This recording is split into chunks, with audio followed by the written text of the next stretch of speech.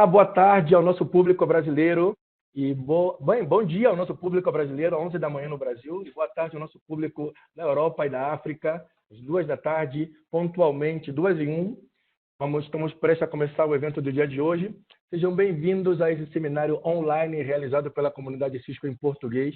Realmente é um verdadeiro prazer contar com a participação de tantos amantes da tecnologia de vários países português falantes.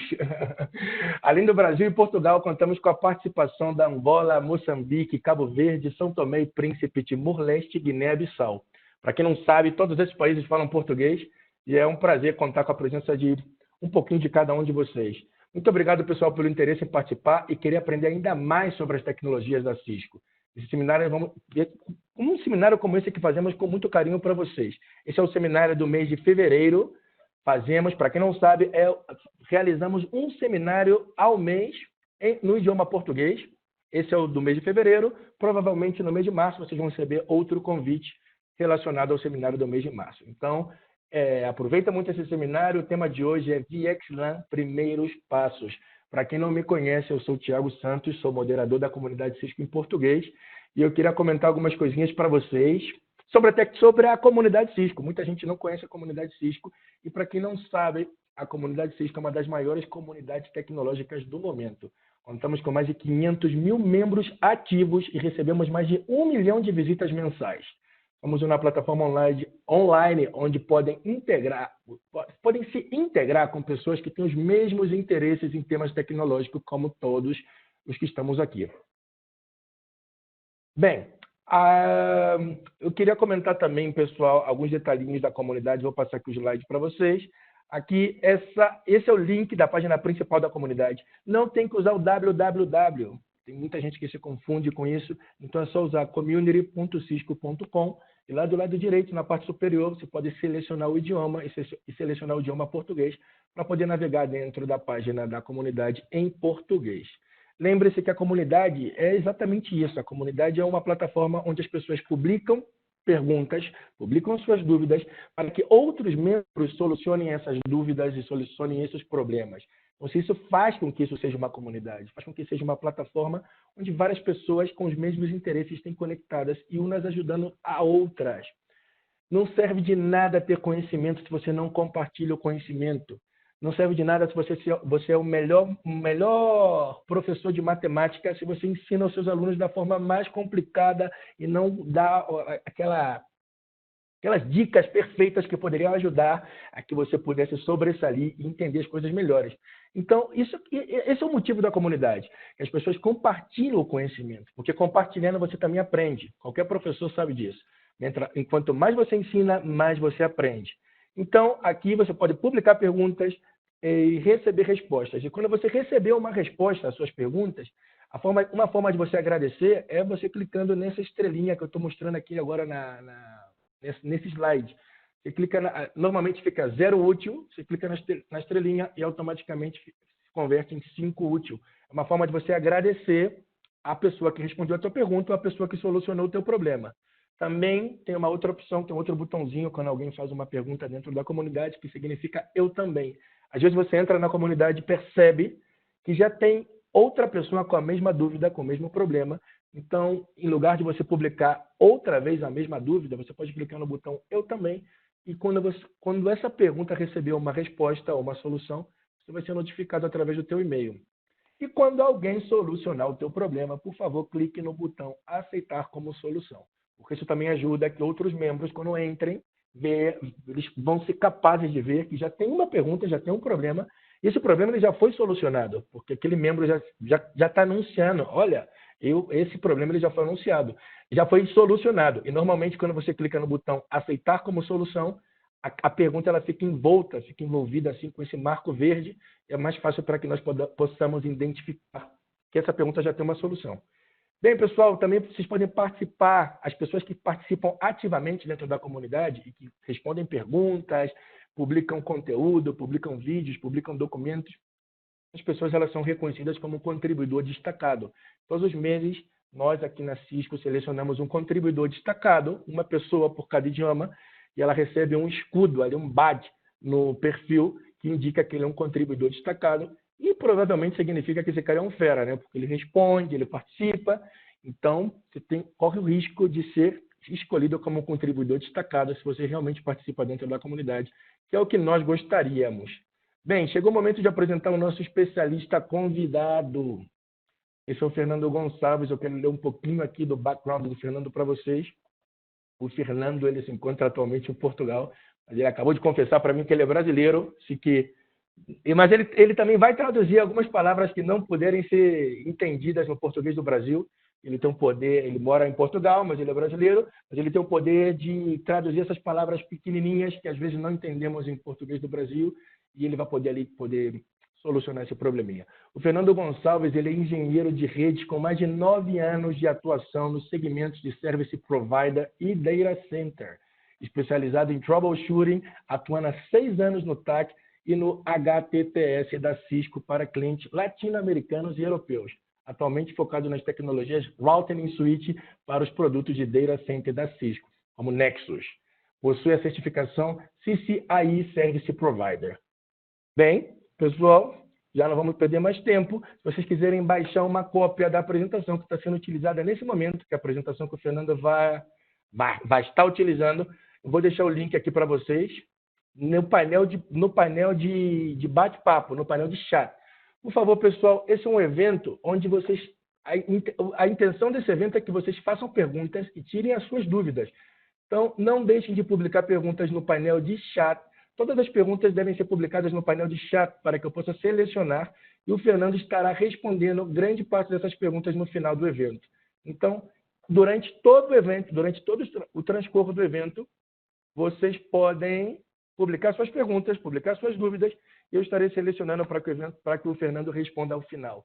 Nesse momento, eu acabei de publicar um link no painel de chat, no painel de bate-papo. Vocês não podem ver esse painel, existem umas bolinhas aqui na parte inferior, e se vocês clicarem nessas bolinhas, tem a terceira de trás para diante, ela tem a forma de um pensamento. Se você clicar nessa bolinha, do lado direito vai abrir um painel onde você pode se comunicar fazendo essas perguntas e também, por exemplo, clicando no link que vocês podem baixar a apresentação que vai ser utilizada agora pelo Fernando.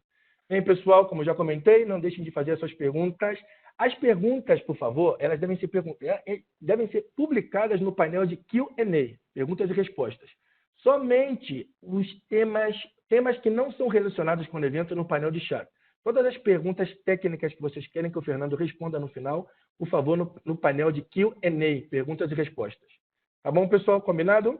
Não deixe de perguntar durante todo o evento. Nesse momento, eu passo o microfone para o Fernando e vamos lá. Permita-me um segundinho, Fernando. Aí, estou passando o microfone para o Fernando.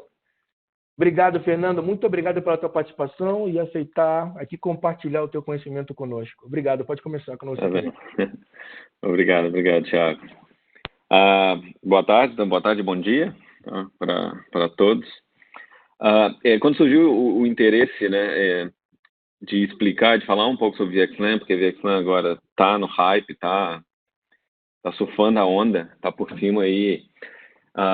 Eu fiquei muito preocupado com o que eu ia falar e por conta disso eu construí essa apresentação baseada em muitos materiais diferentes e muito preocupado também em dar esse step back, né, dar esse passo atrás e mostrar um pouco mais das razões pelas quais fizeram com que o mercado e toda essa padronização forçasse que chegasse nesse momento e a criação do VXLAN, tá?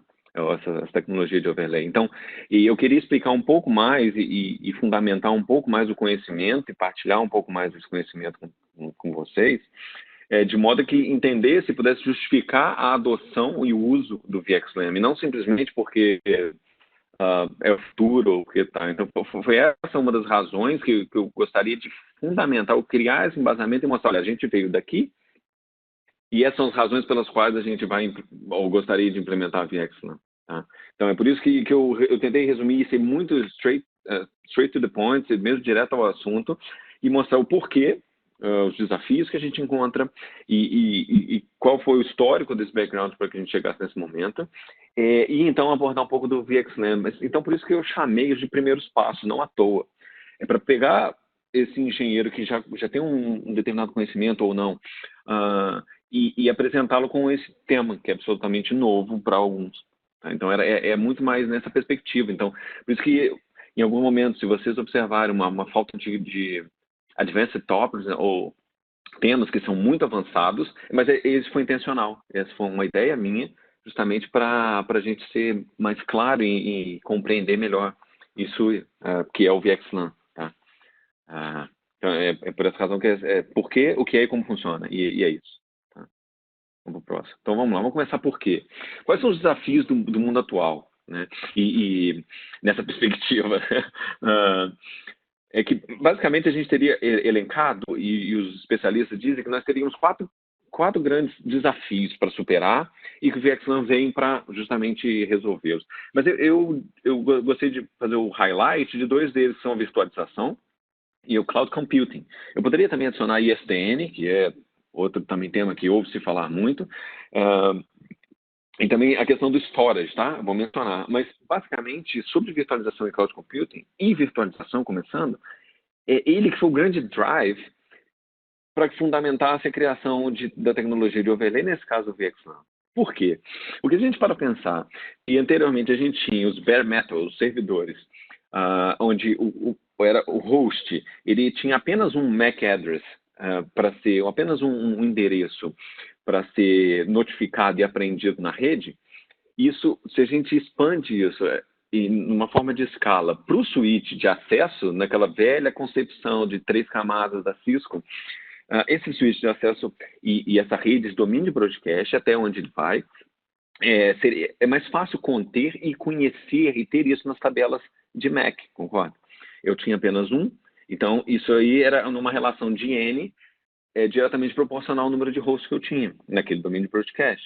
Perfeito. Acontece que com a virtualização a gente quebra completamente isso e mostra que cada VM, nesse caso Virtual Machine, né, hosteados nesses hosts, em cima desses hosts, vão ter e vão exigir um endereço, um identificador exclusivo, um endereço MAC exclusivo. Então, isso começou a trazer desafios para esses suítes de acesso. Para dizer, olha, eu preciso de tabelas de MAC e suportar maiores, uma carga muito maior.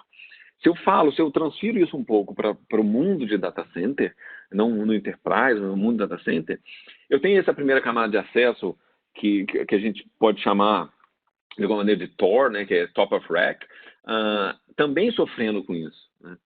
Então, isso vem como sendo um grande drive para motivar depois a fundamentação do VXLAN.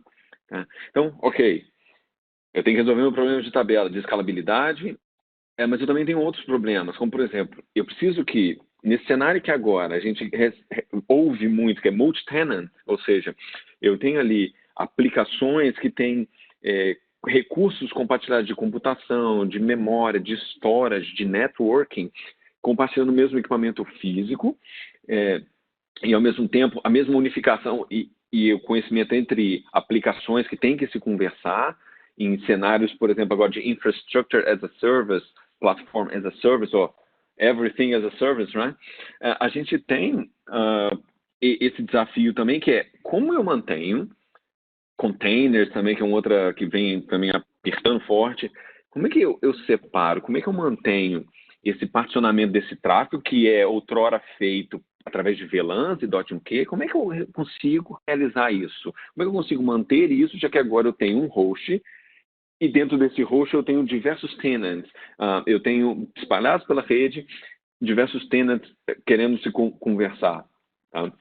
Então, essas duas, juntamente com o tamanho de tabelas MAX, isso é mais um push muito forte para que depois a gente venha até a adoção de VXLAN. E aí eu também elenco mais outros dois desafios, que é mobilidade. Quem mexe com servidores sabe, principalmente VMware, sabe do vMotion, sabe também de como é que e também agora com considerações de containers, como é que eu transfiro e mantenho o estado original da minha aplicação, o usuário que acessa a aplicação ou a aplicação conversando com outra aplicação, mantenho de um ponto A para um ponto B, faço essa mobilidade e a experiência do usuário final se mantém intacta.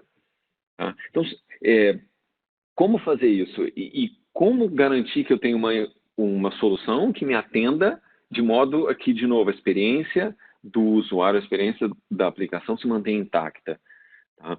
E por fim, falando um pouquinho de CAPEX e OPEX, né, falando um pouquinho de custos, no fim das contas, muitas vezes, quando você abrange ou traz essas perspectivas numa questão exclusivamente técnica, ela é possível, ela é feasible. Né? Mas, muitas vezes, eu também tenho que entender o business da coisa. Então, eu tenho ali infraestruturas que sabem e conversam, por exemplo, através de IP, ou que tem já um determinado estabelecimento, deployment na rede, e eu preciso manter e preciso utilizá-la da melhor forma possível.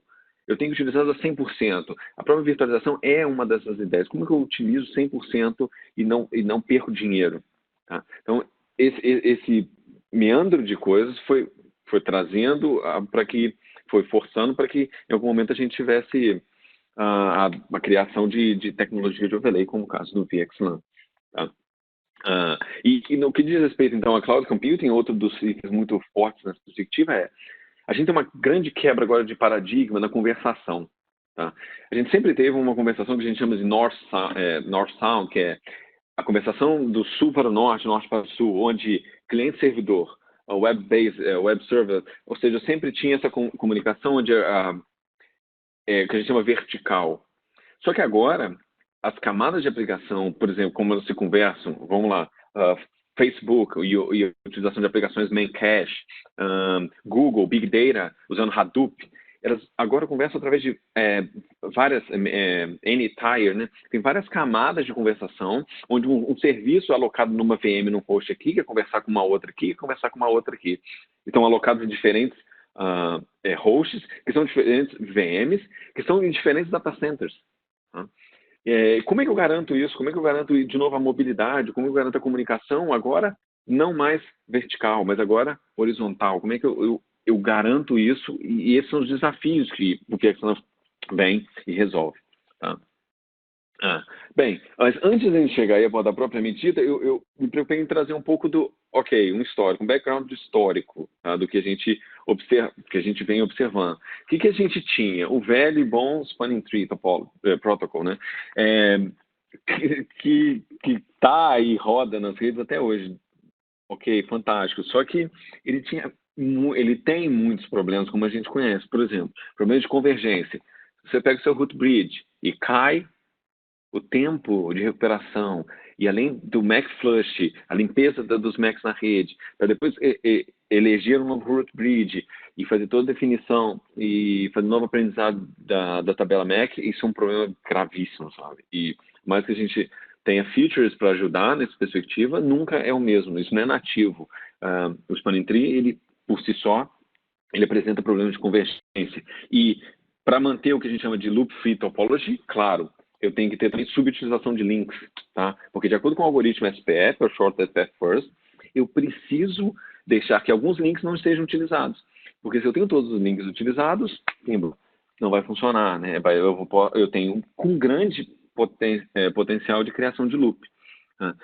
Outra perspectiva péssima também, pior encaminhamento, né? Por quê? O Spanning Tree defende e trabalha com o TextReader, sempre tem um root bridge, e toda a construção da árvore é feita com base no root bridge. Então, às vezes eu posso ter dois suítes que estão diretamente conectados, não diretamente conectados, mas eu tenho dois suítes que estão ali, e tem um caminho mais curto entre eles, só que a figura do root bridge vai forçar que o meu tráfego sempre suba até ele e depois volte. Upstream, downstream, também é péssimo isso para o Spanning Tree. A inerente falta de SMP, claro. Sendo uma tecnologia de Layer 2, eu não tenho os benefícios do que é o SMP, Equal Cost Multipath, né? Eu quero uma utilização e eu quero um algoritmo de balanceamento que vai fazer com que eu consiga encaminhar os pacotes utilizando os links, todos os links disponíveis e de uma forma balanceada. O SMP e utilizando ali embaixo os protocolos de roteamento dinâmico, de GP, vão me ajudar a obter isso. No Spanning Tree isso não é possível. Tá? E a tempestade de tráfego, que é o Broadcast Storm, ou seja, que é um problema que eventualmente pode acontecer, já que numa topologia Spanning Tree eu não tenho um mecanismo de defesa ou de ajuda, como é o caso do IP com TTL, né? Com Time to Live. time to live, ele é um mecanismo que vai ajudar a não evitar o looping, mas ele vai ajudar a evitar que um frame fique a percorrer uma rede, um cenário, um broadcast domain, infinitamente. Então, ele vai decrementando. Não há essa maneira através do spanning tree. E, por fim, que eu até marquei em negrito, é a escalabilidade da rede. O spanning tree vai rodar em cima de broadcast domains e vai usar o .1q, que é a identificador de VLANs, para fazer a segmentação de rede. Fantástico. Só qual que é o máximo de números obtidos ou de redes segmentadas que eu posso ter com o VLAN? É 2 elevado a 12, que me dá aí 4.096. Eu vou tirar aqueles reservados para lá e para cá. A cada implementação vai ver 4.092, 4.094, 1.000, seja. Mas é um número muito baixo se hoje eu comparo e vejo que o cenário de multi-tenant.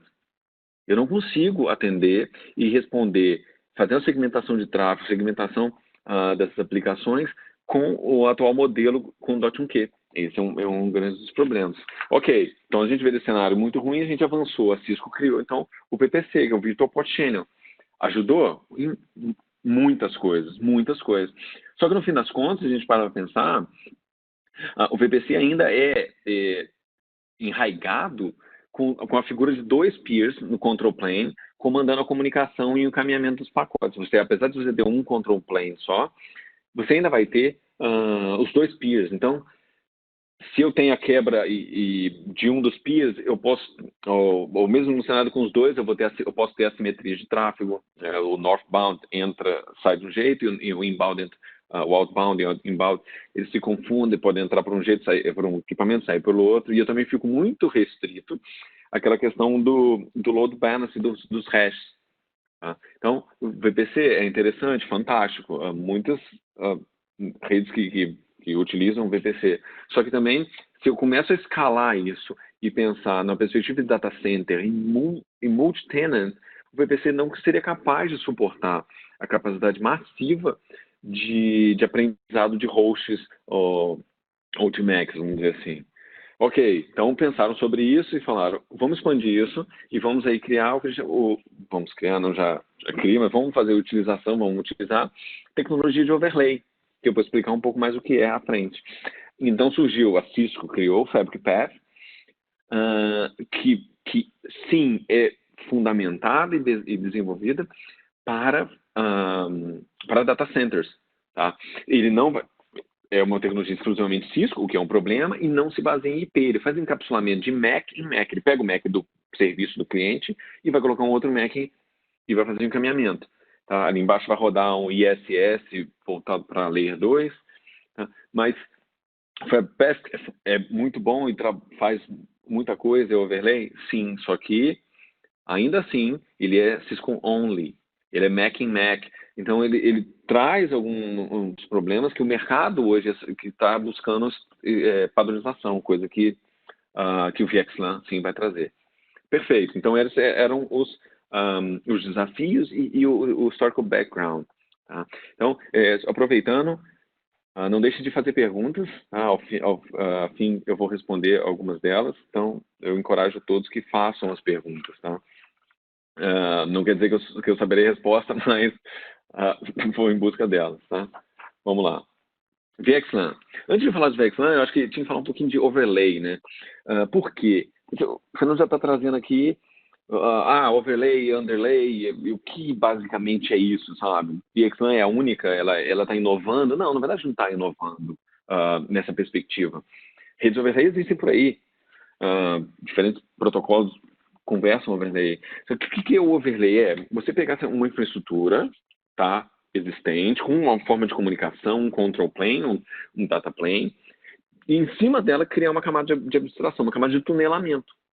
Ou seja, para essa rede underlay embaixo, ela não tem conhecimento do que está passando aqui em cima, ela só vai usar alguns campos específicos para fazer justamente o encaminhamento, tomar a decisão de encaminhamento. Tá? Então, o overlay basicamente isso. 2 tipos mais conhecidos, que são a network, eu gosto de chamar network based, apesar de algumas literaturas falar suite based, tá? E host based, ou seja, eu vou fazer esse tunelamento por cima, ou iniciando e terminando no equipamento de rede, na rede em si, por cima da rede exclusivamente, onde ali entra a abordagem de rede, ou então eu posso dar um passo mais alargado e fazer com que o próprio host encapsule o tráfego, crie esse túnel e termine o túnel na outra ponta. Tá? Então eu tenho Network Based, e aí eu posso colocar a figura para data center do TOR, né, que é Top of Rack, esse acesso, começando e terminando os túneis.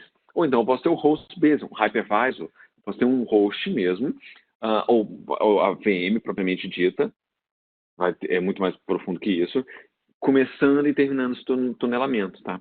Há uma terceira, algumas literaturas também abordam, que falam, tem a híbrida, Fernando, onde você pega, mescla Network Switch Based com Host Based. Existe, mas no fim das contas elas estão usando ainda os dois tipos. Tá? E algumas dessas tecnologias, que é um assunto também controverso, e eu estive numa discussão com um amigo meu para que algumas sejam consideradas overlay ou não, mas dentre elas mais famosas são, de fato, o Fabric Path, da Cisco, o VXLAN, que é uma padronização que a Cisco faz o push muito forte e desenvolve os seus produtos com base nele. Ele é a maneira que a Cisco implementa o overlay, tá, para ambientes de data center, ou cloud data center, ou service providers, sim, ok? Aqui, o NVGREC, que é uma outra padronização, que é muito mais drivada, mas muito mais investida pela Microsoft, Intel, HP, mas porque, justamente, mais na perspectiva de host-based, tá vendo? E o VXLAN mais na perspectiva de network-based, e outras tecnologias, por exemplo, o OTV, que é para extensão de ambientes Layer 2, né? Que a gente, que é da Cisco também, a gente usa muito, Lisp, vai contar um pouco de dicionário, e essas duas aqui que também são um pouco mais fundamentadas para os service providers, que é o Provide Backbone e o SPB, igual, ok? O que elas tensionam fazer no fim das contas? É separar no endereço de rede e todo esse endereçamento dessa rede underlay e pôr por cima dela o tunelamento. Qual que é o barato disso? Qual que é a vantagem? Eu vou conseguir fazer a separação dos endereços de host, do serviço, dos tenants que estão aqui fora, da minha rede underlay. Eles não precisam mais conhecer isso. Tá? Então, essa é uma solução através de overlay. Tá? Então, se a gente continuar, isso aqui são representações gráficas do que seria. Ou seja, eu tenho aqui no meu core, no meu backbone, tá? São termos que geralmente se mesclam muito com o ambiente de service provider, que é, para a VXLAN, um backbone, uma rede de core, um fabric, tá? IP, falante IP, você tem IP configurado, então todos os protocolos que falam IP podem estar ali, tá? E você tem os equipamentos da borda, se eu trago isso para... E aqui se chama Edge Device, né? E os hosts físicos, e aqui tem os tenants pendurados aqui e tudo mais. Se eu trago isso para a perspectiva do Service Provider, esse aqui seria meu PE, meu Provider Edge. Tá?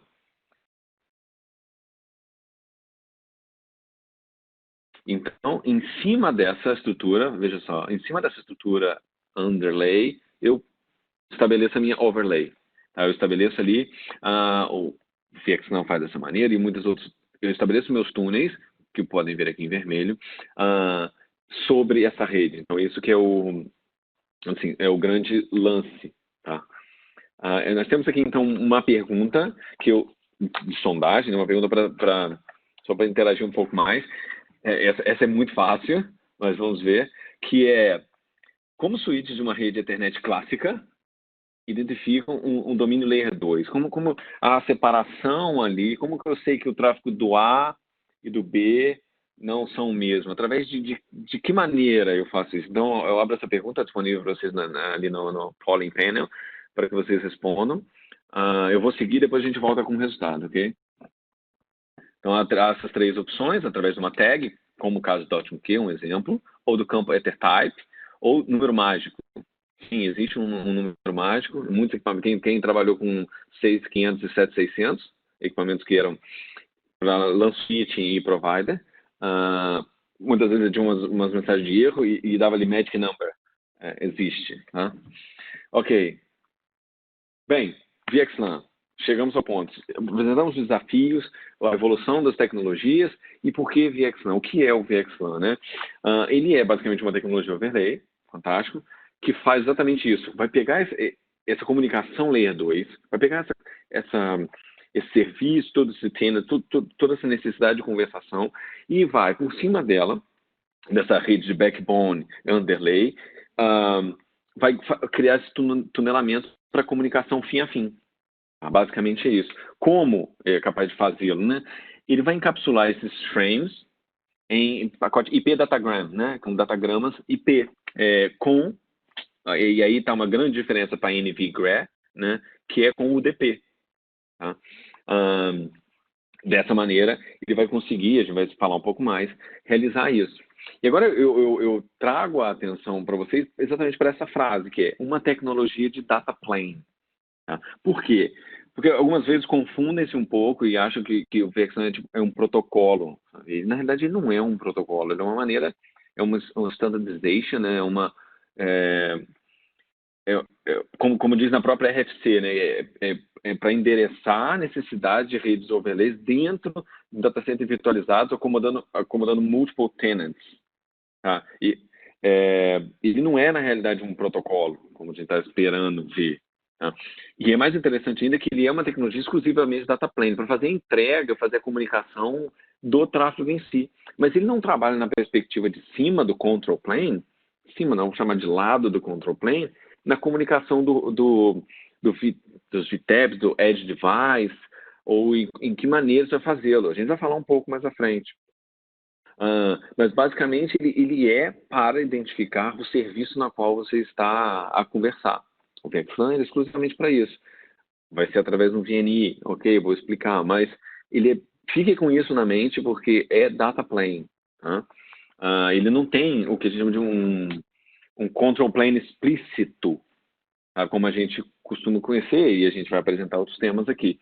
Tá? E é interessante que eu posso até, em cima do VXLAN, usar, como o caso aqui, o BGP VPN, que eu vou falar, e também você pode ter algumas soluções um pouco mais voltadas para SDN, como ter uma controladora que vai cuidar de anunciar meus hosts dentro do VXLAN. Eu posso ter uma solução ainda mais obtusa, né, que é um dicionário de dados, fazendo associação dos MACs com os VNIs, mas são soluções muito mais rebuscadas e não é isso que o mercado tem visto. Tá? O mercado tem visto basicamente duas formas de operação. O Flood and Learn, que eu vou falar um pouco, basicamente, ou o BGP VPN. São essas as maneiras. E com mais acento para o BGP VPN. Tá? Bem, ok. Quais são os benefícios, então? Fernando, eu consigo fazer segmentação, eu vou explicar como, através do VNI, vou explicar. Mobilidade IP, consigo. A gente vai ter um truque, né, mas uma maneira de funcionar, onde eu tenho ou reverse ARP, né, ou eu tenho gratuitos ARP, para sinalizar isso, e isso vai fazer o trigger, né, fazer o disparo na mobilidade do meu... da minha VM, que seja, para um outro site, ou um data center interconnect, ou entre sites diferentes, para diferentes pods de um data center, e eu consigo a escalabilidade de rede com ele. Como? Vai ter o VNI, e eu expando, eu trago, e eu quebro aquele problema, não quebro, mas eu transformo aquele problema da VLAN com .1Q, com 4094 no tamanho do namespace, ou 4094 segmentos diferentes de comunicação, para agora uma nova maneira de identificação do serviço, do cliente, do host, expandido para 16 milhões. Então, sai de 4.096, o número fechado, para 16 milhões. Isso é para suportar as novas capacidades de comunicação. Tá? Eu consigo ter elasticidade, ou seja, eu consigo implementar novos serviços, camada 2, camada 3, eu consigo expandir serviços através do Fabric, através dos pods, de maneira mais simples. O VXLAN é possível fazer isso. Eu consigo segmentar meu tráfego, porque dentro mesmo do VNI, dentro da comunicação, eu tendo um VNI, eu consigo também realizar e fazer conversação com legados, com VLAN only, com segmentos de rede que falam somente VLAN, ou com segmentos de rede L3, Layer 3. Então, isso também é possível, sim, é uma overlay padronizada, ou seja, não é mais uma overlay exclusivamente Cisco, né? É outro ponto fantástico. Eu consigo abusar, eu consigo fazer uso do SMP dentro da underlay, porque se eu tenho um backbone IP, se eu tenho um fabric IP, eu consigo ter SMP. Então, eu consigo fazer uso da SMP, fazer uso dos meus links de uma forma full, eu consigo fazer load balance, então eu consigo aproveitar isso. O VXLAN, algumas literaturas falam que ele é mais utilizada para host-based, mas o que eu vejo, o que vemos aqui é o contrário, é muito mais network-based, tá? Muito mais construída e elaborada em cima da figura de um top-of-rack, em cima da figura de um edge device, tá? E não do host, propriamente dito. Tá? Mas ela consegue fazer as duas coisas, é indiferente para ela, justamente pode ser padronizada também. E claro, mobilidade da rede, como eu falei anteriormente, né? Ok? Então, falar um pouco da terminologia. Falei um pouco de VNI, VTAP e tudo mais. O que eu quero dizer com isso, né? O que é o VTAP? E antes de eu avançar, nós já temos o resultado da pergunta, eu só não estou conseguindo ler aqui um pouco da resposta, Thiago, mas eu acho que, ok, a grande maioria respondeu certo, claro. Como é que a gente conversa através de Classical Ethernet, como é que a gente define? Que é através do .1Q, exatamente isso. O .1Q, ele é o campo que vai conseguir determinar que o tráfego do A não é para B, né? Porque do A para é o .1Q que faz a separação do domínio de broadcast, separação do camada 2, né? Fantástico, exatamente isso. Não é um número mágico, ok? Mas bem, a terminologia, voltando ao VXLAN, o que é o VTAP? Né? E isso é fantástico, porque o VTAP, à primeira vista, ele parece que é um equipamento. É aquele equipamento, eu quero comprar um VTAP. E, na verdade, não é um equipamento, ele é, na verdade, uma entidade nessa perspectiva. E ele é o terminador e originador do túnel VXLAN. Ele é como se... Ele vai ter uma interface, que é VTAP Interface, mas ele é como se fosse um serviço, uma aplicação, que roda dentro daquele meu host, daquele meu device, ou pode ser um virtual switch, pode ser o CRS 1000V ou Nexus 1000V, você pode rodar ali, mas ele é uma entidade, ele é como se fosse um serviço que está ali a criar e finalizar, a originar e terminar os túneis. Tá? Ele vai fazer o encapsulamento e desencapsulamento do pacote VXLAN, vai fazer a inserção e a remoção. Tá? Pode, nessa perspectiva, ser um equipamento hardware-based, como eu disse, por exemplo, o Nexus 9000, até as linhas top of rack do Nexus 9000, até mesmo os big ones, pode ser o Nexus 7000, 7700, pode ser também. E vai ter ali, nessa perspectiva, também a interface, provavelmente dito, que é a interface VTAP. Essa interface que vai ser a interface que vai ter como origem o seu IP, como destino o IP do VTAP remoto, na minha comunicação, que vai ser o envio e o recebimento dos pacotes VXLAN. Pense nessa interface como para o ambiente service provider, como a loopback.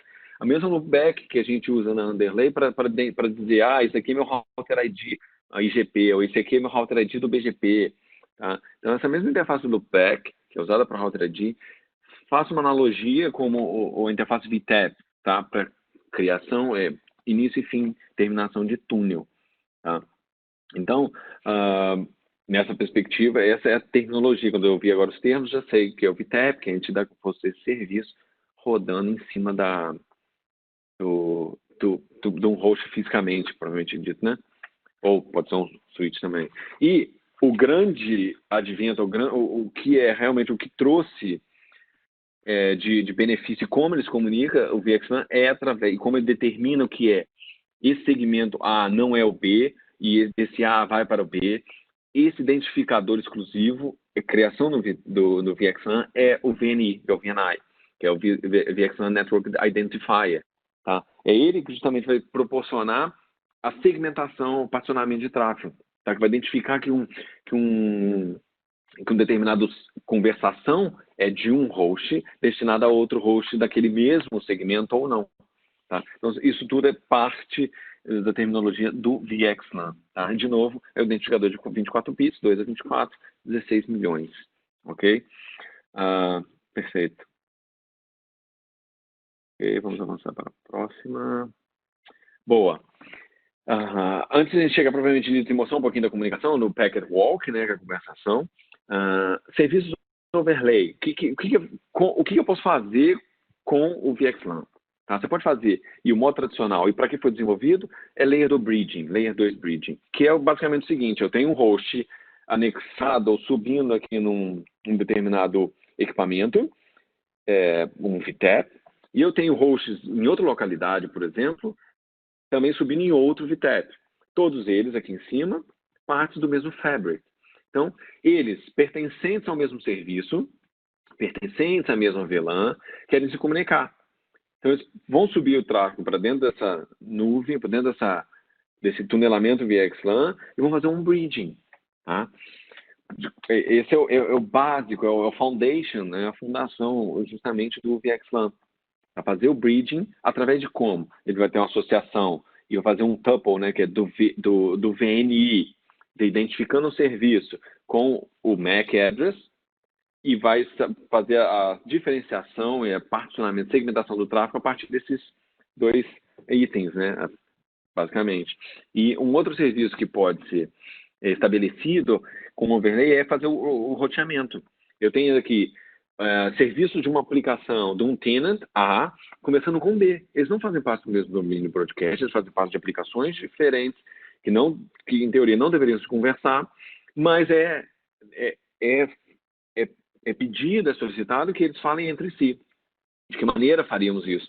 Ok, você precisa fazer o roteamento dentro da sua nuvem overlay.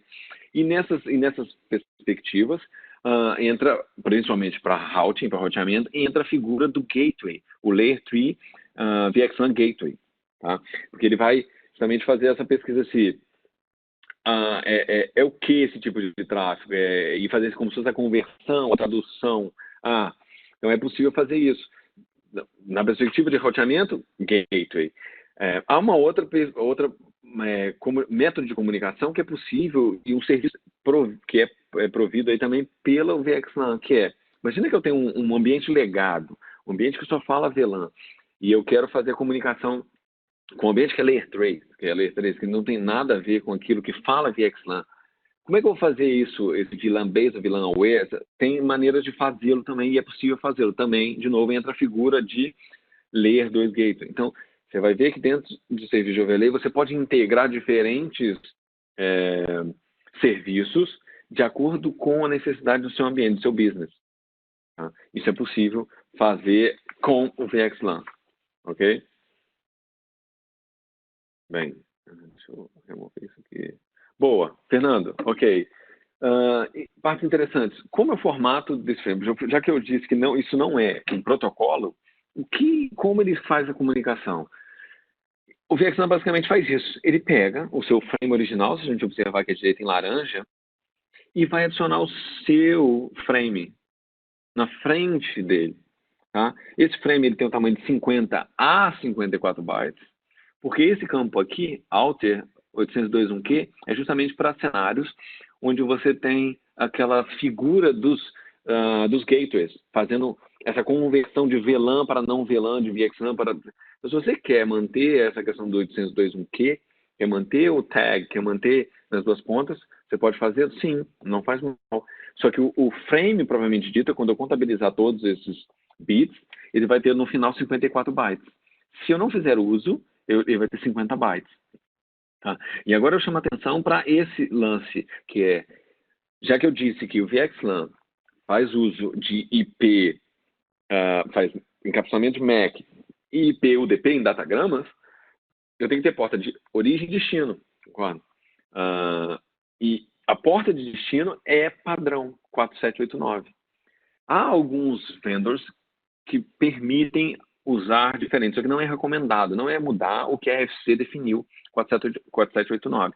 A Cisco usa o 4789 como Destination UDP Port, não à toa, para manter a paralisação, porque em algum momento, se você vai fazer um data center interconnect, vai pegar um data center e vai conectar com outro data center, e se eles falam se conversam com portas de destino diferentes, você pode trazer muitos problemas para a integração desses data centers. Tá?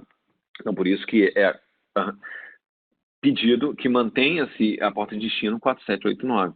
E agora eu trago uma coisa que é só uma hint, só uma dica, que é o VXLAN também aproveita dessa questão de ser um datagrama, o DP, não na porta de destino, mas na porta de origem. A porta de origem pode ser gerada de N maneiras, tá? Cada ASIC vai gerá-la de alguma maneira. Mas qual que é o benefício disso? Pode, tá, se beneficiar à medida que o hash de cálculo e o resultado desse hash, na hora que eu for estabelecer meu load balancing, balanceamento de carga nos links, eu posso fazer uso nesse 5-tuple, que é IP source, IP destination, e ainda MAC, porta de origem, porta de destino. Eu posso fazer uso desses campos para elaborar e definir meu resultado de hash, e isso forçar ou influenciar no SMP, na qual interface física eu escolho quando eu tenho mais de uma para o mesmo destino, tá? Fazer o load balancing. Isso vai ajudar muito também, tá? Agora vamos expandir um pouquinho mais esse frame, só para mostrar. Esse aqui é um extrato de uma apresentação do Lucas Kratcher, do Cisco Live. Ele é um guru no que diz respeito a VXLAN com BGP e VPN. E ele aborda e explicita um pouco mais desses campos. Tá? Basicamente, o VXLAN é muito straight to the point. Ele não tem lá muita balela. Ele é criar aqui a comunicação para que os VTAPs se comuniquem à frente, o Alter MAC e o Alter IP, ou seja, os IPs e os MACs, para que se comuniquem dentro da rede underlay, no túnel. Tá? Coloca aqui o UDP e define a porta de destino, e então coloca um pequeno campo para ele, de 8 bytes, que ele vai ter alguns identificadores, nomeadamente o VNI, que é quem? O VNI de novo, é quem identifica o serviço, provavelmente dito, o host, o tenant, o que seja, mas é que identifica e também segmenta e particiona quando esse tráfego estiver, por exemplo, dentro do Fabric, a navegar dentro do túnel, por cima da underlay. Tá? Então, basicamente, o VXLAN é muito simples. Ele tem campos reservados, ou seja, não usados, o VNI, que é basicamente o que eu preciso, e ele tem umas flags. São 8 bits apenas, mas completamente inúteis, onde ele tem aqui todos os campos basicamente marcados em R e apenas um campo, que é o 5º bit, para dizer que é o valor de I, no sentido de, quer dizer, isso é um VNI válido, não é um VNI genérico. Isso é para evitar spoofing em alguns casos, tá? Então, você pode ver isso. Se você abrir um Wireshark com a captura, você vai ver que simplesmente o VXLAN, ele é, de novo, o identificador, ele é para identificar o serviço. Por isso que ele não é um protocolo propriamente dito, ele é data plane. Tá? Por isso. Ok. Mais uma pergunta, já que eu já falei um pouquinho. Essa, de novo, muito fácil. E eu pergunto, qual dessas tecnologias não é uma tecnologia overlay? O NVGRE, a Network Virtualization GRE, a Generic Routing Encapsulation. Trill, que é Transport, não me lembro a tradução perfeita, mas Lot of Link, alguma coisa Lot of Link. E o UES, que é Intermediate System, né? Ok, deixo para vocês essa daí, outra muito fácil, e espero que respondam. Vamos lá. Ok, falei, estou abordando, entrando a fundo no overlay, abordei o pacote, como funciona, e apresento agora, e falei uma coisa que é muito importante, que é um detalhe muito importante. Ok, eu estou adicionando, reparem, 50 ou 54 bytes ao meu pacote original. O que a gente tem de MTU padrão é 1500. Tá? Então, se eu tenho 1500 e eu tenho algumas plataformas que não permitem minha fragmentação dentro desse Fabric, dentro dessa underlay, é preciso estar muito atento com isso. Porque se eu estou adicionando 50 on top of ao meu 1500, eu vou ter ali que permitir dentro do meu underlay também esses 50 ou 54 bytes. Tá? Então, para que eu garanta que a minha comunicação funcione de uma maneira extremamente lean, extremamente boa dentro do meu underlay, sem que eu tenha essa fragmentação, e toda fragmentação vai exigir o quê? Novos processamentos, novos slices de processamento em cada um dos saltos que vai fazê-lo, e reconstrução de pacotes, e por eventual problema de corrupção de pacotes, é importante que estejam atentos a isso quando estiver estabelecendo, fazendo design de rede.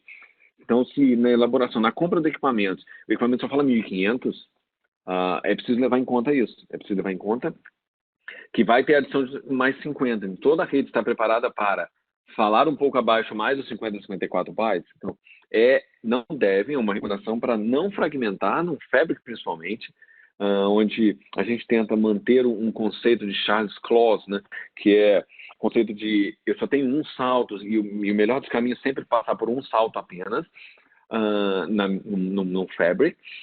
Eu tenho que manter isso sem fragmentação. Tá? E é por isso que eu digo, eventualmente eu posso também ter aí essa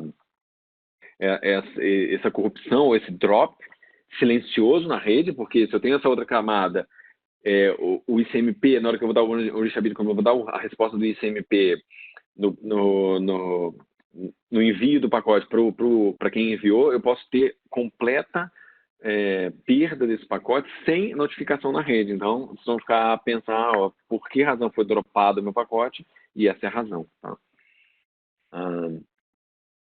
Boa, então avançamos aqui. Perfeito. Ok, então apresentei toda a estrutura, tecnologia, apresentei onde nós chegamos e agora como realmente funciona. A base do VXLAN, o VXLAN configurado from scratch, ele vai conversar Fluid and Learn, tá? Que basicamente é isso. Vou explicar. É um mecanismo padrão de data plane para o VXLAN. E é muito parecido com o Ethernet Fluid and Learn. O mesmo princípio, a mesma semântica é exatamente igual. Ou seja, se eu preciso conversar e não sei de que maneira eu encontro aquele host, o que eu faço? Eu pergunto. Geralmente, se eu estou falando na camada 3, no layer 3, eu vou perguntar através do ARP. Concorda? E isso vai gerar um flood na rede. Então, se eu preciso aprender, learn, eu preciso fazer um flood. Por isso que chama Fluid and Learn. Eu preciso fazer um flood dentro daquele segmento, dentro daquele domínio de broadcast, que seja assim, e perguntar, olha, quem é responsável por esse IP aqui? Me dá um MAC. Seja outras maneiras de Fluid and Learn. Tá? A internet é basicamente isso. Então, eu vou mostrar agora há pouco um step by step, onde a gente vai, vocês vão me acompanhando para a gente entender como é que ele faz isso dessa maneira. Então, o Fluid and Learn basicamente faz dessa forma. Só que tem que entender uma coisa. Mesmo que eu tenha um VNI, um identificador do VXLAN, atrelado exclusivamente a um segmento VXLAN, vai ter um momento que eu vou ter que conversar e mandar pacotes do que a gente chama de BOOM, ou seja, B-U-M, Broadcast Unknown Unicast, ou seja, Unicast que eu desconheço, ou seja, eu tenho o IP, mas não tenho exclusivamente aquele nó, e eu tenho que fazer um Unknown Unicast, ou então Multicast. Então, há uma categoria do data plane, uma diferenciação do tráfego nessas categorias. Tá? Tem o Unicast normal, como a gente conhece, mas tem também o BOOM, que é Broadcast, Unknown Unicast e Multicast.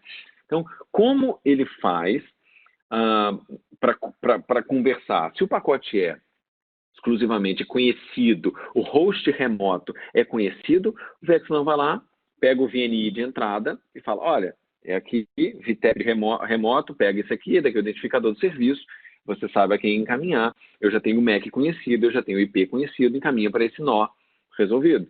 Fluid and Learn, não foi, assim, a teoria não foi executada, mas se eu desconheço, se eu preciso do BOOM, como é possível fazê-lo? E aí é uma grande jogada do VXLAN. O que ele faz nessa rede de underlay, nesse fabric? Ele pega e fala, ok, VNIs, eu vou fazer o seguinte, eu vou fazer uma associação e vou vincular esse identificador exclusivo a um grupo de multicast que roda na rede IP, roda no underlay. Então, ou seja, toda vez que esse VNI desconhecer como encontrar um nó remoto, eu vou pegar esse tráfego BOOM, vou mandar no meu underlay destinado ao meu endereço de multicast daquele grupo. Eu vou configurar isso, é configurável. Eu configuro e falo, olha, VNI X está com o grupo de multicast de destino Y. Pacotes BOOM, vamos chamar assim, são encaminhados para esses receivers dessa árvore multicast. Todos os VTEPs. Tá? E agora tem uma otimização. Todos os VTEPs. Porque qual é o problema? Se eu faço esse D para um, imagina o caos que seria. Tá? Eu vou apresentar isso mais na frente. Imagina o caos que seria eu ter um VNI e uma rede de multicast, uma rede de multicast separada, uma segmentação de multicast separada dentro do meu underlay. Se eu falo que eu posso ter 16 milhões de VNIs e eu tenho 16 milhões de associações, 16 milhões de redes multicast dentro, isso aí é o caos. Isso aí vai quebrar todos os control planes e data planes nas caixas. Então, é possível fazer duas coisas. Primeiro, associar vários VNIs, tá? Eu vou voltar com isso depois, ao mesmo endereço multicast, ou então usar outros métodos. Eu vou voltar com essa temática e essa problemática depois. Mas, ok, voltando de novo, eu tenho ali, de novo, saiu a resposta, por isso que eu parei. Eu tenho ali esse meu VNI associado a um endereço de multicast. Eu tenho meus VTEPs, que vão otimizar de alguma forma essa associação, falando, olha, para esse VNI eu não tenho nenhum host de destino. Portanto, eu não vou fazer join na minha rede underlay aquele endereço de MAC, aquele endereço de multicast, do meu grupo multicast. Porque não me interessa, eu não posso fazer um join para um tráfego não interessado. Okay? Então, essa é uma maneira de optimizar de alguma maneira. Então, como está dito aqui, os VTEPs que têm VNI vão fazer um join e dizer, olha, só que se você tem tráfego aí e desconhece, pode mandar para mim, que eu vou lidar com ele, tá bom? Bom, vamos mostrar aqui como funciona, então, num cenário de broadcast, numa abordagem step by step, né? Basicamente, o que a gente tem aqui? A gente tem o pacote entrante aqui do host A. Ignora esses números 1, 2, 3, 4, porque isso aqui foi um extrato do livro mesmo do Lucas Cartridge. Então, esse host A quer se comunicar com o host B logo aqui abaixo, e ele não sabe qual o MAC desse host, apesar de saber o IP. Ele vai mandar um MAC. Na hora que um ARP request, quando esse ARP request chegar justamente aqui no VTEP 1, o que ele vai fazer? Ele vai, primeira coisa, ok, aprendi que através desse VNI, nessa interface de entrada, eu tenho esse nó, eu tenho esse host A. Ok, vou adicionar isso à minha tabela, a minha VXLAN entry, tá? Perfeito. E o que eu faço com ele? Para quem que é o destino? E aí ele sempre vai fazer atenção para isso, ele sempre vai fazer essa pergunta e vai fazer esse lookup, ou seja, vai fazer essa pesquisa na sua tabela de roteamento, tá? Que é basicamente na sua URIB, e vai tentar descobrir, olha, nesse VNI, nesse identificador exclusivo, nesse serviço, esse Destination MAC, que nesse caso é um FFF, que é para ARP Broadcast, eu tenho que fazer a entrega para todos os VTEPs, num grupo multicast, nesse caso é o 239.1.1.2. Então, todos os receivers, ou seja, todos aqueles que em algum momento tem o VNI configurado, eles vão fazer o join nesse grupo e dizer, olha, se você tiver esse tipo de tráfego, pode mandar para mim, que eu posso investigar se esse host está aqui ou não. Tá? Então, eu vou encapsular isso, vou colocar aqui à frente justamente o encapsulamento VXLAN, tá? E vou dizer que é um API request e vou encaminhar para dentro da underlay, para dentro da nuvem, dentro do fabric. Tá? Então, os dois VTEPs vão receber, e aqui nesse caso, o V2 aqui à direita, ele vai descartar porque ele não tem, na sua tabela, ele não tem nenhum VNI, ele tem o VNI, mas ele não vai ter ali embaixo nenhum host que responde por esse IP102. Então, por isso que ele é suprimido aqui na resposta. Ele fala, ok, não há nada aqui, não há ninguém que responde para mim. Mas o pacote seria encaminhado, seria recebido pelo V2, o V2 iria encaminhá-lo para dentro do host facing, para dentro do seu serviço de VNI, enquanto eles iriam descartar, não iriam responder ao request do ARP. Bem, mas nesse caso o V3, sim, receiver desse grupo, recebe, aceita, e o que ele faz primeiro? Ele vai fazer o desencapsulamento, e vai falar, ok, por esse nó, por esse VTEP 1, eu consigo encontrar o host A. E vai adicionar também na sua tabela. Falar, ok, aprendido, learned, ok? E ele vai se perguntar, quais são as interfaces de saída para esse VNI? E ele vai fazer esse lookup e vai identificar, ok, eu devo encaminhá-la aqui para baixo, downstream, em direção ao host B. Então, o host B na hora que recebe isso, vai realizar a resposta agora em unicast, não mais em broadcast, que é uma ARP reply, em unicast dizendo, olha, se você estava buscando o IP 102, esse sou eu, tá? Tá aqui meu Mac e tudo mais, e você pode comunicar comigo agora numa comunicação em unicast. Tá? Ele vai encaminhar isso para o V3, o V3 vai devolver isso agora já em unicast para o V1, tá? E aí, nesse momento, quando o pacote receber esse pacote, o que ele vai fazer? Ele vai falar, ok, para encontrar o host B, eu tenho que caminhar para o VTEP3. O VTEP1 vai saber que para encontrar esse cara aqui à direita, ele tem que caminhar para o VTEP3. Mais um learn. Então, teve primeiro o flood e agora o learn. Tá? No fim das contas, ele vai de novo fazer o lookup e falar, ok, como eu entrego isso para o host A? A mesma perspectiva que foi feita pelo V3. Ele vai fazer o seguinte, ok, eu tenho também interface de saída, esse é meu host, eu conheço, já está na minha tabela, o lookup e todos aqueles lookups vão entregar, de fato, o pacote para o host A. End of story. Ok. Bom, antes de eu avançar e explicar um pouquinho da Ingress Application, eu vou falar a resposta. Grande maioria acertou e falou que o ISS não é, de fato, uma tecnologia de overlay, o que é certo. Perfeito. Ok, qual é um problema? Um problema e uma tentativa de solução que é o Ingress Application. Um dos problemas é que eu vou ter que rodar nessa minha rede underlay multicast.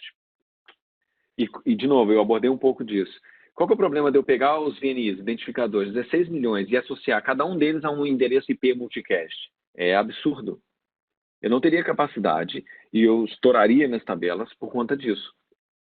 Tá? Esse é um grande problema que, por sinal, vou ter abordado aqui no próximo slide. Tá?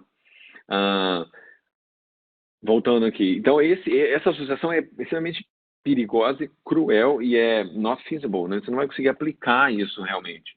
Você pode até, de novo, fazer o seguinte, então eu vou agrupar, Fernando, vários VNIs e adicionar e fazer com que eles façam associação com somente um endereço multicast na rede underlay. Você pode fazê-lo, fantástico. Então por que não colocar todos num só? Não, porque você vai estourar os 16 milhões. Mas imagina que eu tenho 100 mil e vou fazer essa associação. É possível? É possível. Só que imagina uma perspectiva de gerenciabilidade, de administração disso. São VNIs e são serviços que são completamente diferentes um do outro, de aplicações diferentes, de clientes e usuários diferentes. Por que eu vou fazê-lo simplesmente for sake of simplicity? Para que fazê-lo dessa maneira? Então, começou-se a observar que era o Flood and Learn, e na perspectiva de control plane, para anúncio e tudo mais, ele era muito mal ao VXLAN. Tá? Ele é muito... Se você tem um domínio e um data center extremamente pequeno, faz sentido usá-lo. Mas quando você começa a escalar em grandes cenários de cloud computing, em grandes data centers, já não faz sentido. Você começa a ver cada vez mais a necessidade de ter um control plane para te dizer, olha, o host tal com esse MAC está lá por trás do VTEP2. Tá? Ou esse outro host aqui, ele já não é mais aprendido aqui, foi feita vMotion, mobilidade, já está sendo aprendido de outra maneira. Eu já vou te dar um trigger, eu já vou te avisar que não está mais lá, tá? Eu já posso usar um control plane para te ajudar nisso.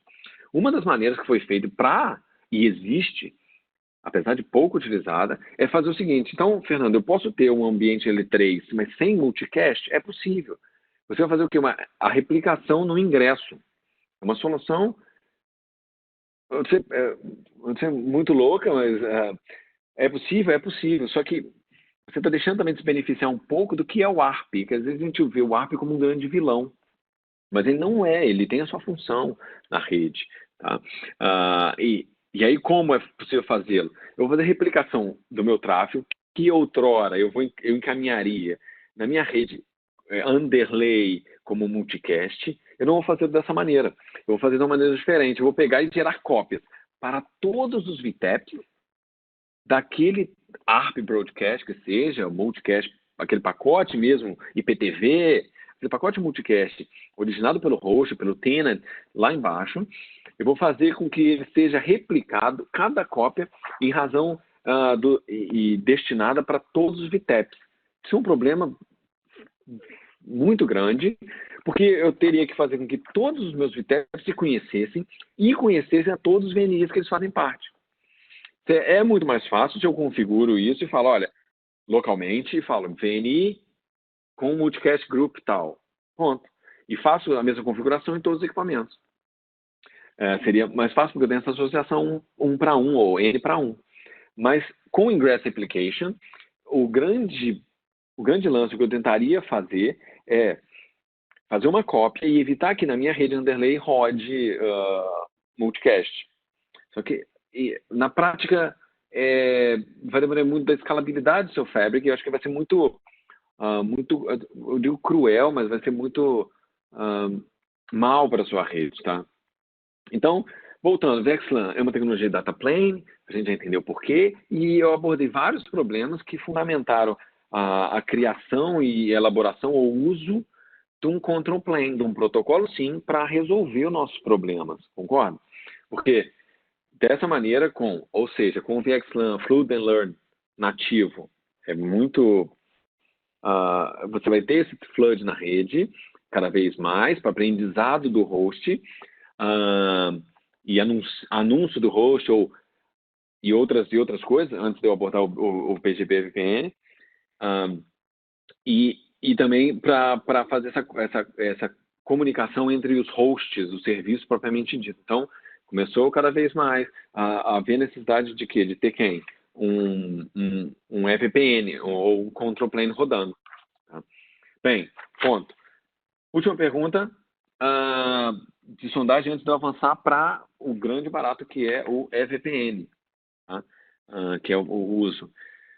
Já falando sobre VXLAN, já com uma pergunta muito boa.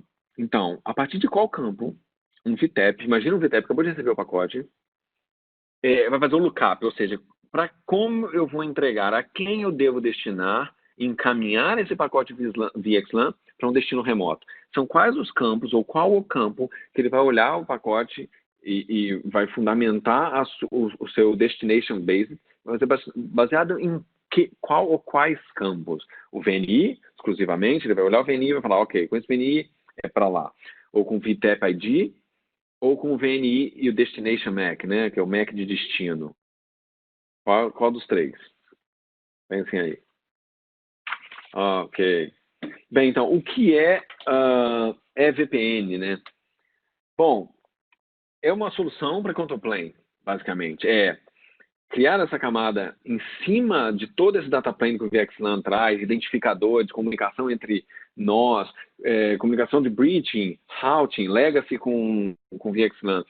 Mas eu preciso de alguém para me ajudar nesse processo de control plane. Ou seja, eu preciso que o anúncio do meu host, eu chego e falo, olha, o meu host A com esse MAC está aqui. Eu vou divulgar tudo isso para todos os meus nós, meus VTEPs. Ou então, esse segmento de rede, principalmente para Layer 3 Gateway, está por detrás desse VTEP. Eu acabei de observar uma atualização de ARP, um gratuitous ARP, um reverse ARP, com a mobilidade de um nó daqui para lá. Como eu vou conseguir anunciá-lo de forma rápida, instantânea? Para quem eu devo anunciá-lo? Então, qual é o sentido disso? É ter um control plane, uma camada de administração para que me facilite. Isso também traz uns benefícios, como, por exemplo, uma redução, não exclusão total, mas uma redução do fluxo na rede. Tá? Vou chegar lá. Mas, bem, o que é o EVPN? Ethernet VPN. E voltado para o cenário de virtualização, Network Virtualization Overlay, né? Que está discriminada no RFC 8665. Ele é basicamente a solução de control plane para você pegar essa informação e anunciar. Tá? Como ele o faz? Porque o Ethernet VPN, propriamente dito, ele é só uma maneira de fazê-lo genérica. Mas como é a implementação real, física? Tá? Você vai usar um protocolo BGP. BGP, todo mundo conhece, sabe como funciona. Ele é padrão, ele é extremamente rico em features, em policies, em atributos. Você pode fazer uso disso para fazer um anúncio dessa informação, tal qual o BGP faz uso de NLRI, né, Network Reachability Information, para outros VTEPs, ou comunicar entre outros VTEPs. Tá? Então, como pegou-se o VPN, fez uma extensão, tá? E categorizou-se isso como uma Address Family, assim como L2 VPN, L3 VPN, L3 BGP Labeled Unicast, Address Families, e o L2 VPN é VPN e agora uma Address Family também. Então, eu vou usar o BGP para dizer, olha, BGP, use e comunique-se na rede de modo a informar aos VTEPs sobre o conhecimento dos hosts na rede, conhecimento das redes na rede, conhecimento de outros VTEPs na rede. Aproveite também e vamos colocar em cima disso uma camada também de autenticação, de segurança, porque o VXLAN, propriamente dito, e os VTEPs não precisam se autenticar uns com os outros. Então, para evitar também spoofing toda aquela camada de para adicionar também essa camada de segurança, BGP com VPN. Tá? Ou seja, uma rota VPN seria basicamente isso. MAC mais IP. Ok? Boa. Benefícios. Fantástico. Qual que é o benefício de usar o BGP VPN? Usar o VPN é que ele como eu disse, ele é genérico, né? Ele não é exclusivamente para VXLAN. Tá? A VXLAN implementou o VPN Overlay, tal como está escrito na NVO 3, né?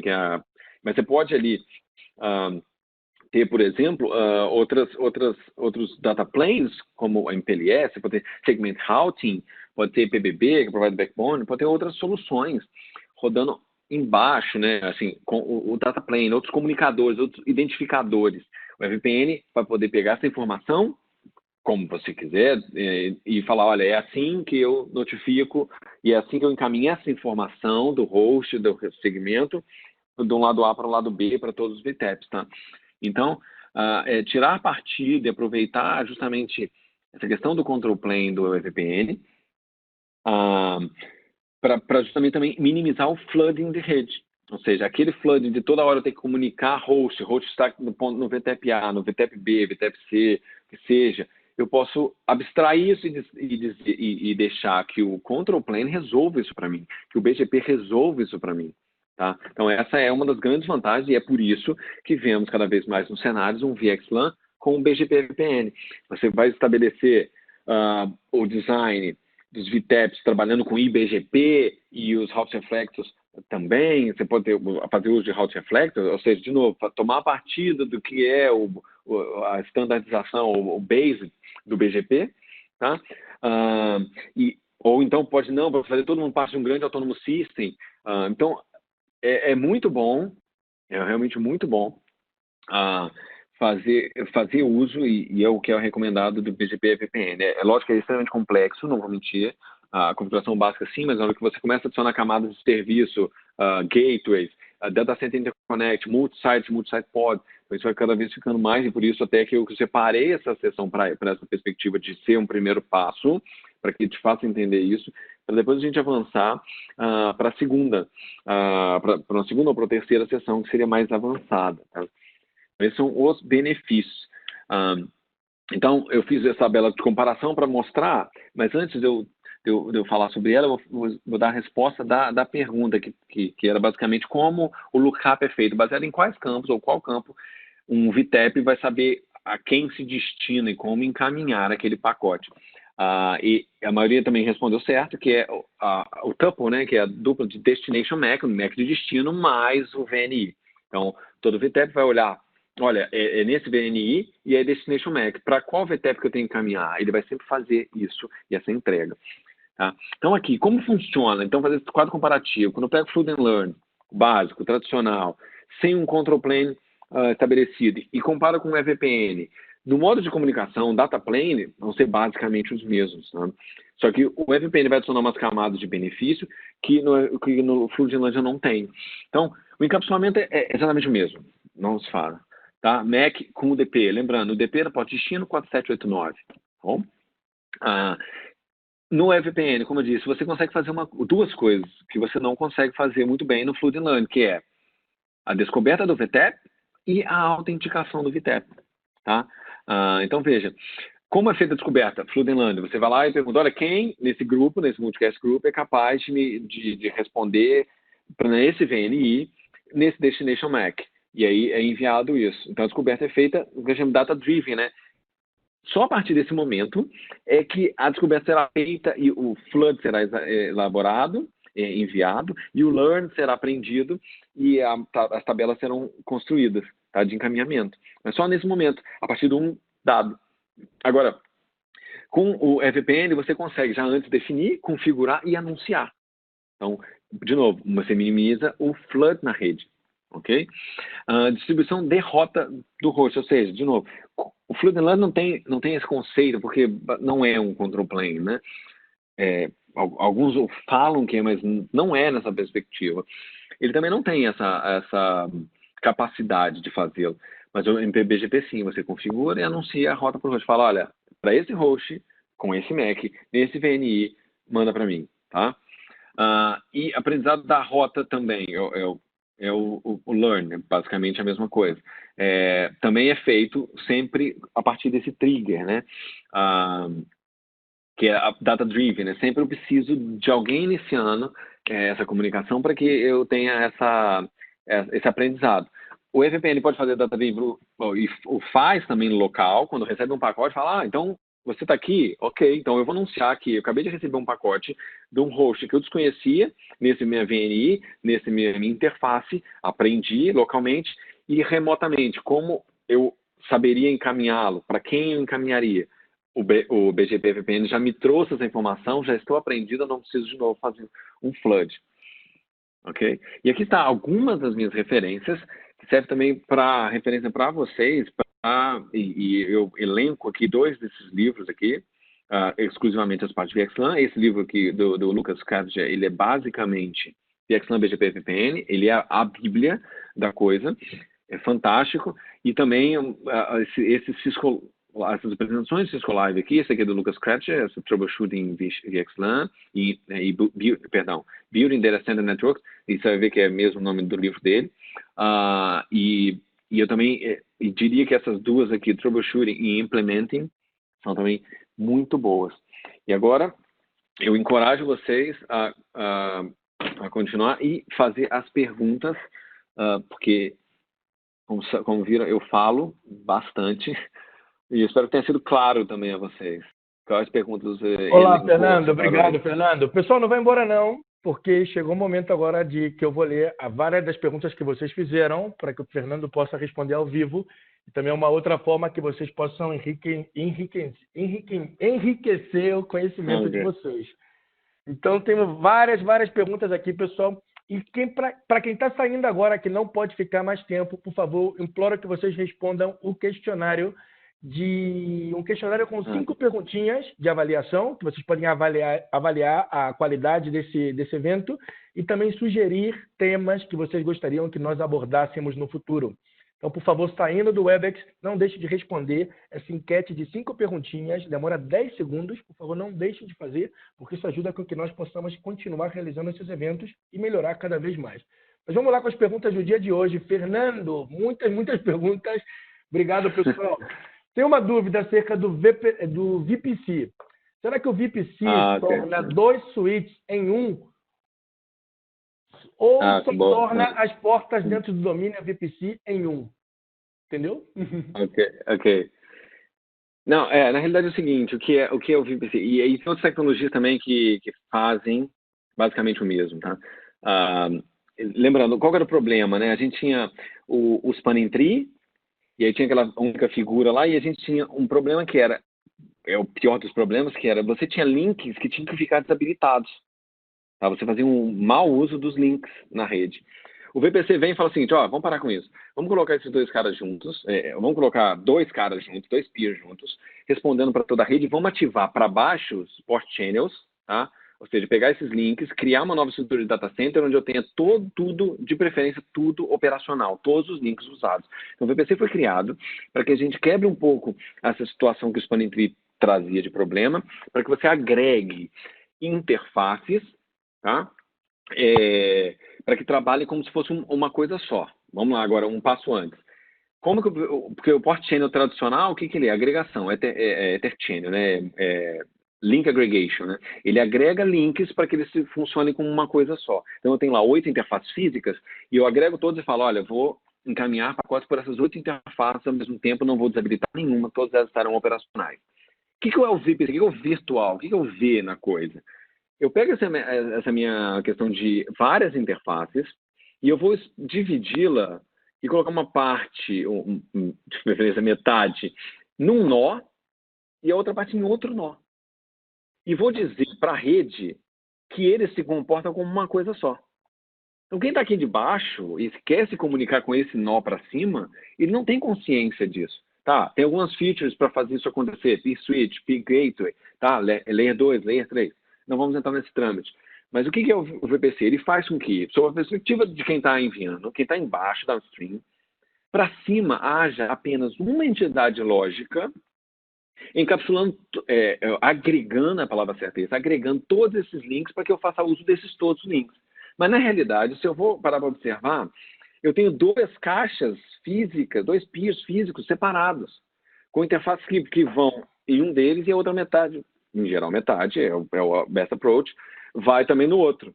Só que isso é encapsulado, isso é abstraído para quem está embaixo. Então, ele pensa, olha, estou agregando aqui N interfaces, estou mandando tráfego e utilizando todos, fantástico, isso é um port channel para mim está fantástico. Só que, para eles em cima, na realidade, nós temos os 2 nós, que se comunicam o tempo todo através de um peer link, tá? Peer link, e se comunica e fala, olha, o pacote pode entrar aqui, pode entrar aqui, pode entrar em mim, pode entrar em você, não tem problema. E eu posso mandar para cima, eu posso receber, eu posso encaminhar. Então, fisicamente, são 2 nós separados, mas, logicamente, eles se comportam como um só e se anunciam para a rede como se fossem um só. Espero que tenha respondido que é um VPC. Perfeito, Fernando. Aqui tenho uma pessoa que ela comenta que ela trabalha num banco e cooperativas em Brasília e ela está trabalhando num projeto de microsegmentação e gostaria de saber qual é a diferença entre VXLAN e Geneve da VMware. Oh. Foi uma pergunta muito elaborada. Eu posso publicar lá dentro da página para que você possa responder com mais detalhes. Eu vou pedir exatamente, porque eu realmente desconheço essa outra. Já o li, mas eu gostaria de fundamentar melhor a resposta. Porque realmente eu não quero também falar besteira do concorrente. Então, perfeito. Eu vou publicar essa pergunta lá para que você possa responder depois com mais detalhes. Fernando, eu poderia fazer um DCI utilizando VXLAN ao invés do OTV? Sim, sem dúvida. Pode, claro. Claro, e é também recomendado, né, também, né? Porque, de novo, VXLAN é standard-based, né? E OTV somente Cisco. Não que seja mal você só utilizar Cisco, né? Mas também vai facilitar também se você quiser expandir, usar da elasticidade do seu data center até o host e tudo. Então, você também tem muito a ganhar. E a Cisco também vai implementar muito. Você pode comprar um equipamento Cisco, não faz mal com o VXLAN. Mas o OTV também vai te deixar um pouco limitado. E é um pouco diferente também, porque apesar de ser também fazer o mesmo uso de algumas coisas, ele vai usar ISS, tem a Joint Interface, tem a interface para fora. É diferente no fim das contas. Overlay OTV é diferente do VXLAN. Mas sim, respondendo a pergunta, sim, é possível, claro, e é recomendado até usar VXLAN. Porque você vai também fazer uso do BGP FPN, então você vai ganhar muita coisa em cima disso. Sim, eu faço. Ok, Fernanda, temos outra aqui. Gostaria de saber se o VXLAN funciona na plataforma Catalyst, mesmo que seja atualizando o iOS ou comprando alguma licença. Olha, essa é boa questão. É porque a gente tem uma diferenciação dentro da CIS muito grande, principalmente na área de TAC, HTTPS, né? São 2 serviço ao cliente, pós-venda, né? Só para explicar. Que é LAN Switching, e o Catalyst está ali, e Data Center, Nexus, tá? E tem a vertente de computing, tudo mais que seja. Então, eu não saberia dizer com certeza. Eu acho que sim, mas eu prefiro investigar e dizer para você. Porque Nexus, 7.000, 9.000, 7.600, 1.000V, te garanto, são equipamentos voltados para o mercado de data center, né? O Catalyst é voltado para o mercado de LAN Switching. Então, por isso que eu teria que pesquisar, sinceramente. E de preferência que fale exatamente qual a plataforma, o Catalyst, que é a nova série 9.500, 600, não sei. Então, essa eu também publico lá para que você possa responder com mais detalhes, por favor. Tá bom? Sim, por favor. Ok. Fernando, a tecnologia OTV teria características parecidas porém é Cisco e VXLAN é aberta? Estranha essa pergunta, mas não sei se deu para entender. É exatamente isso, exatamente como eu também disse um pouco. Eu vou tirar só isso aqui. É justamente isso, tá? OTV é exclusivamente Cisco. Não vai rodar em caixa que não seja um Cisco. VXLAN é uma padronização, uma identificação, tá? E VXLAN roda também, né, em Cisco. Não, são com o mesmo... Se não vou dizer que com o mesmo fundamento, porque a OTV é primariamente voltada para fazer extensão de L2 puro, period, end of story, né? Você vai pegar um data center que está aqui, umas VLANs que estão aqui, você quer comunicar com a mesma VLAN do outro lado, tá? Então, é mais voltado para exclusivamente essa perspectiva de eu quero manter a minha conversação numa VLAN legada para cá, mas a OTV não vai adicionar um identificador para e estar preparado para o futuro como o VXLAN está, entendeu? Então, por isso que, sim, é uma tecnologia que, na base, vai fazer a mesma coisa de uma forma extremamente mais limitada que o VXLAN, OTV, basicamente é isso. Tem uma pessoa que ela comenta que OTV faz encapsulamento de Layer 2 em Layer 3, dentro do que ela lembra. Aí eu falei, eu vou pedir para o Fernando aclarar para saber se é correto. Ele fala, pelo que eu lembro, o OTV faz encapsulamento de Layer 2 em Layer 3. É correto ou não é correto? É isso. Não, é exatamente isso. Mas vai usar ISS, né? E vai aparecer muito com Fabric Path, assim. Eu estou dizendo que vai usar o ISS, né, como protocolo de IGP. Vai usar também uma rede underlay Layer 3 também, não tem problema, sabe? E é interessante porque às vezes o que acontece? Eu tenho casos aqui, a gente trabalha com isso, que você tem uma rede de backbone de operadora, fala L3. Aí você pensa, como é que eu vou fazer? Porque isso não é um data center fabric, tá? E antigamente não tinha um VXLAN implementado dessa maneira. Então eles faziam o quê? Eles faziam um salto antes da borda, colocam aqui dois OTV nodes para se conversar e fechar um túnel por cima dessa rede e pegar todo o tráfego L2 aqui e conversar L3 aqui por dentro da rede da operadora. Tá? Então, sim, a resposta está certa. Só que a maneira de fazê-la é diferente, tá? Porque a OTV vai usar ISS, então é diferente. E é Cisco também só, mas não tem o identificador para 16 milhões, então... Aqui tem outra pergunta que é mais ou menos parecida. O VXLAN é uma tecnologia apenas da Cisco e se consigo rodar em iOS ou apenas em NXOS? Ok, boa. Olha, não é da Cisco, não é só da Cisco. Assim como, por exemplo, também vou dar o crédito que a NVGRE também não é, a NVGRE também não é só da Microsoft, não. Mas porque são padronizações, standardization, que são fortemente influenciadas pelo mercado. VXLAN fortemente influenciado por Cisco, Arista, Juniper, deixa eu ver mais qual. Geralmente esses grandes players de rede, né, de network, equipamentos voltados para a rede, que seja. Enquanto mais network-based overlay baseado em rede, fundamentado em rede. E do outro lado da figura, a gente vai ter os host-based, né, ou seja, igual como eu expliquei, mais fundamentado e construído a partir dos hosts, ou de suítes virtuais, propriamente dito. Tá? Então, a resposta é não é Cisco-based only, é standard, qualquer um que possa fazer. Não só o NXOS, mas o iOS XR também roda. Eu tenho quase certeza que o iOS XE também o faz. Tá? O iOS nativo, propriamente dito, eu acho muito difícil, mas para essa parte da pergunta, eu peço que você também poste, Thiago. Eu vou conferir se há alguma das plataformas iOS, inclusive o Catalyst, que roda VXLAN. Tá? Mas o que eu posso dizer é que XR, com certeza, NXOS também, XR é mais voltado para provedores, né? iOS XE eu tenho quase certeza, porque outro dia acho que eu vi um caso por aí, vagando, mas iOS nativo, até porque também não há... bem, eu acho que não, mas eu vou refinar essa resposta sim. O VXLAN da Cisco é mais ou menos parecida, acho que as pessoas têm muitas dúvidas em relação, são parecidas essas perguntas. O VXLAN da Cisco fala com outros fabricantes? Poderia ter um data center com Cisco com outro vendor? Sim, perfeito. Pode fazer, é multivendor. Sim, claro, sem dúvida. Sim, de novo, é uma padronização, é uma formatação de data plane, né? E é muito simples, é muito straightforward. Se o equipamento do outro vendor falar, BGP é VPN também, BGP é padrão aberto também. Então, Se ele conseguir carregar a informação, é igual. Eu tenho um cenário, e um caso até, onde nós tivemos um problema numa VM Mobility, né, uma mobilidade de um data center que é exclusivamente de outro vendor, não Cisco, e aí isso vai fazer o data center interconnect, vai fazer a mobilidade dessa VM, dessa virtual machine, para um nosso, e aí no meio do caminho esse equipamento mandou uma informação incorreta para a gente. Tá? E nós conseguimos identificar isso. Mas só para falar que se não fosse a informação incorreta, né, o que há muito no mercado, o VXLAN é aberto. Né? Uma vez implementado, independente do vendor. Então, ele não leva isso em consideração. Sim, é possível ter isso, sem dúvida. Fernando, na sua perspectiva, em cenários multi-site, qual é a tendência em relação ao stitching com o tradicional Corel MPLS do SFP? Entendeu?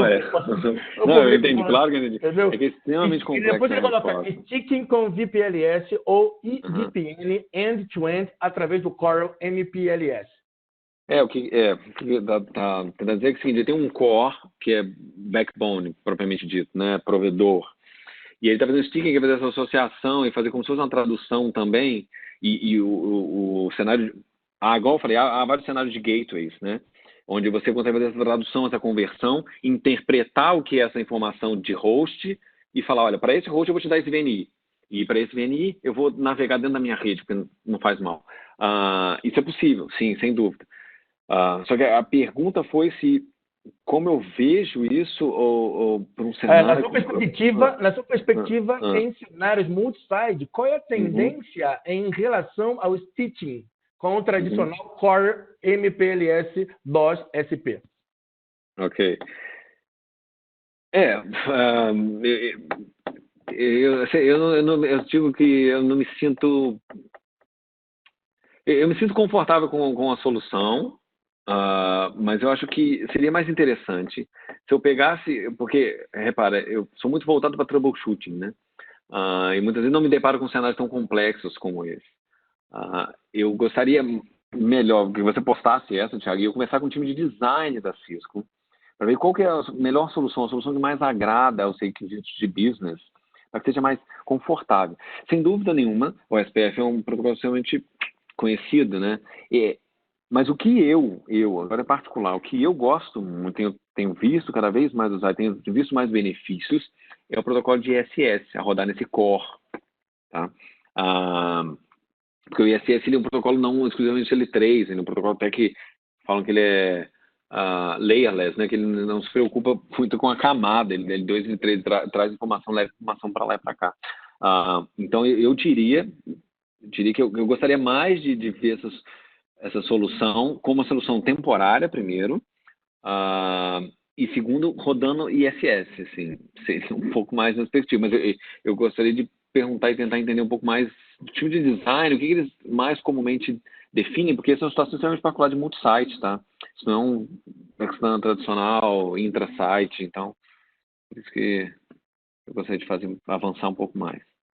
Pessoal, a gente está com o tempo estourado, então não dá para o Fernando responder todas as perguntas ao vivo, como eu falei para alguns, vai ser respondido ao vivo, mas todas as perguntas serão respondidas.